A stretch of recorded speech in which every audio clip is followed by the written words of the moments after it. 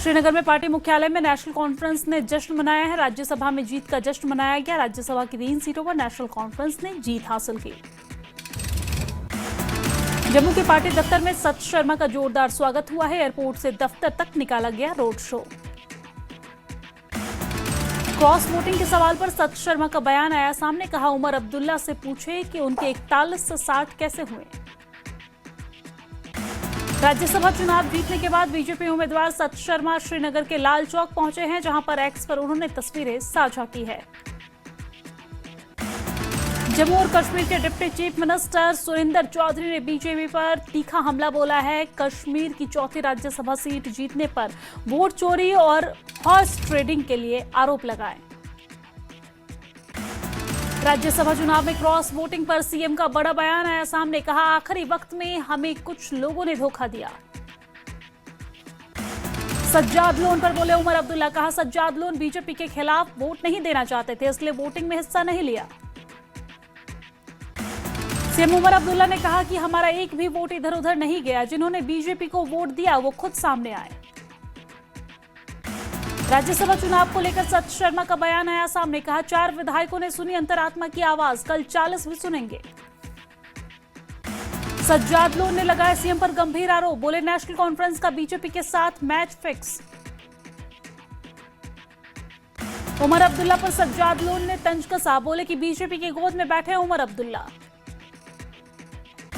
सत शर्मा को मिले 4 अतिरिक्त विधायकों के वोट पर शुरू हुई सियासत। महराज मलिक का आरोप, नेशनल कॉन्फ्रेंस विधायकों ने दिए सत शर्मा को वोट।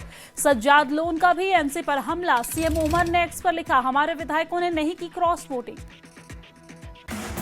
क्रॉस वोटिंग को लेकर महराज मलिक और नेशनल कॉन्फ्रेंस में छिड़ी जुबानी जंग। इफ्रा जान के पोस्ट पर महराज मलिक ने पलटवार किया। कहा कि मैं किसे दिखाऊं अपना वोट, उस पार्टी के लीडर को जो खुद फिक्स मैच का हिस्सा था। इफ्रा जान बोली, लगता है किसी को बेल मिलने वाली है।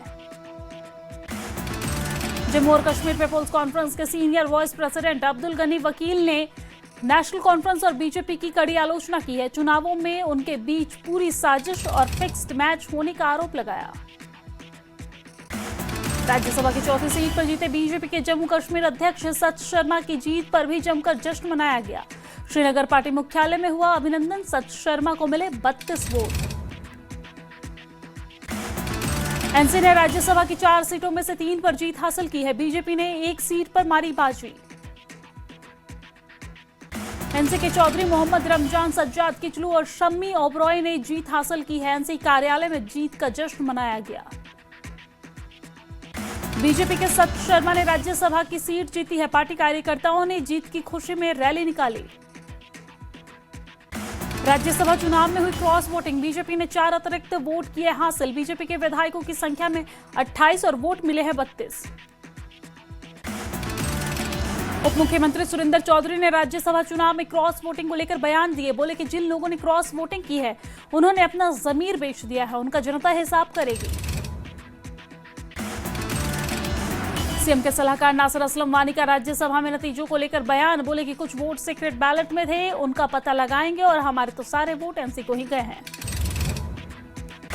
सीएम उमर अब्दुल्ला ने की एनसी विधायकों द्वारा क्रॉस वोटिंग नहीं करने का दावा। बोले कि कुछ विधायकों ने जानबूझकर गलत प्रेफरेंस नंबर डालकर अपना वोट अमान्य करवाए हैं। जिन्होंने बीजेपी की मदद की वो सामने आए, बताए कि वो क्या दबाव में या फिर लालच में आकर ऐसा कर रहे थे।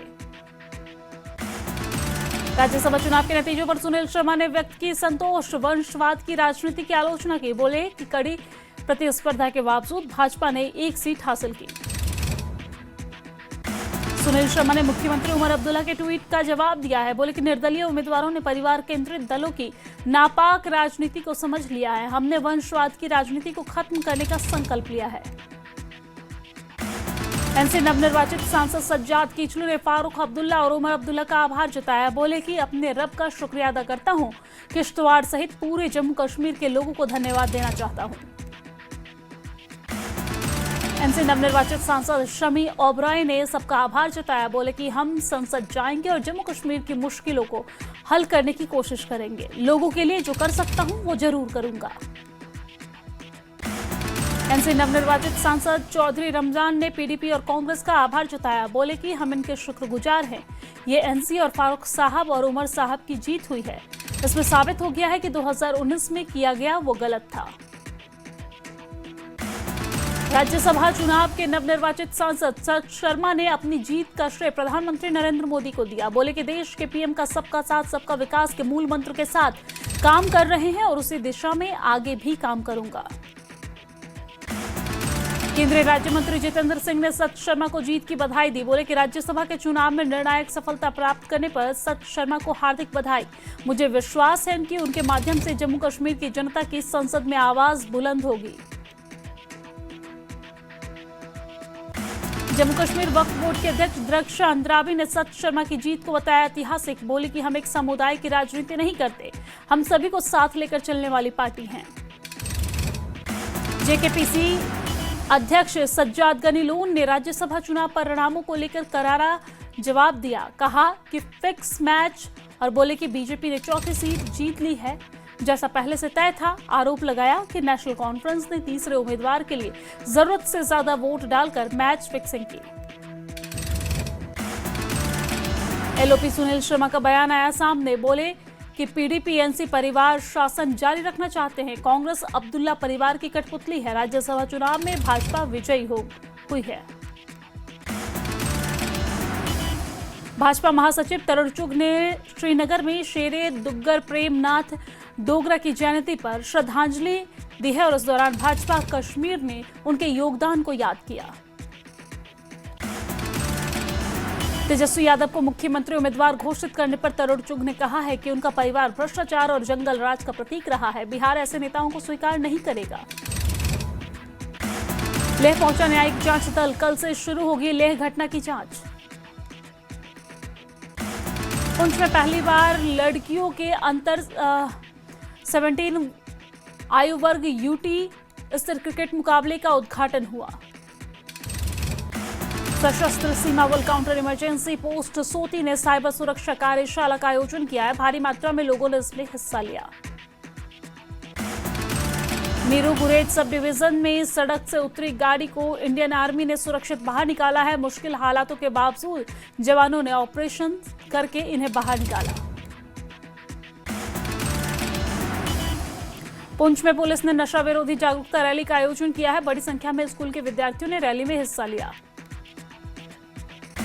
कटरा में रियासी पुलिस ने बड़ी कामयाबी हासिल की है। 4 आरोपियों को हथियार के साथ गिरफ्तार किया। पुलवामा में आई बाढ़ से नहर का सुरक्षा बांध टूटा। स्कूल की दीवार और सड़कों को भारी नुकसान पहुंचा है। उमर अब्दुल्ला ने मशहूर बोटानिकल गार्डन के क्रिस्थेमम गार्डन का उद्घाटन किया है। उमर अब्दुल्ला ने कहा यह गार्डन पर्यटन उद्योग को नई रफ्तार देगा।